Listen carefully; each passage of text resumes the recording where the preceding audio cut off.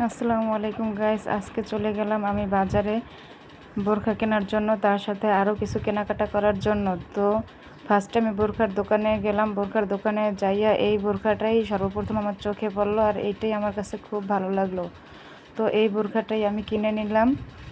এই বোরখাটা কেনা শেষ, এখন সে আমাদের প্যাকিং করে দেবে। তো তার জন্য বোরখাটা ভাঁজ করতেছে। কার কাছে কেমন লাগে জানাইয়েন বোরখাটা। তো ওইগুলো কেনাকাটা শেষ করে আমি চলে আসলাম আমার বাবুর জন্য কিছু কেনাকাটা করতে। তো বাবুর জন্য আমি এখান থেকে 3টা ফতুয়া কিনে নিচ্ছি।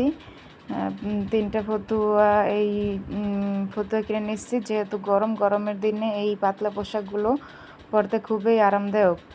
তো এখানে আবার একটা মেয়েদের ড্রেস আমার চোখে পড়ে গেল। তো খুবই ভালো লাগছে প্লাজো আর গেঞ্জিটা। তো আমার বোনের একটা মেয়ে আছে, ওর জন্য আবার আমি এটা কিনে নিলাম। আর বাজারে গেলে সর্বপ্রথম আমার কাছে মেয়েদের ড্রেসগুলোই খুব ভালো লাগে। তো এখানে কেনাকাটা শেষ করে চলে আসলাম আমার বাবুর জন্য একটা গাড়ি কিনতে। বাবুর বাবা কয়দিন যাবৎ খুব প্যারা দিতে আছে গাড়ি কেনার জন্য। তো এখন চলে গেলাম আমি একটা গাড়ি কেনার জন্য।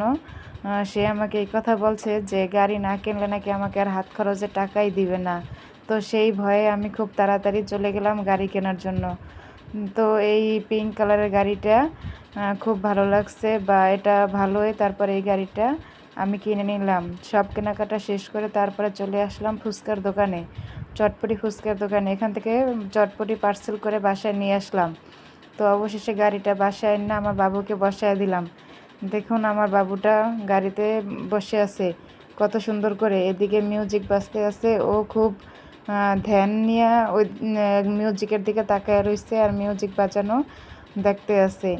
তারপর ওর বড় ভাই আবার এই যে গাড়িতে ওকে নিয়ে একটু ঘোরাঘুরি করতে আছে, ওকে একটু আনন্দ দিতে আছে গাড়িতে।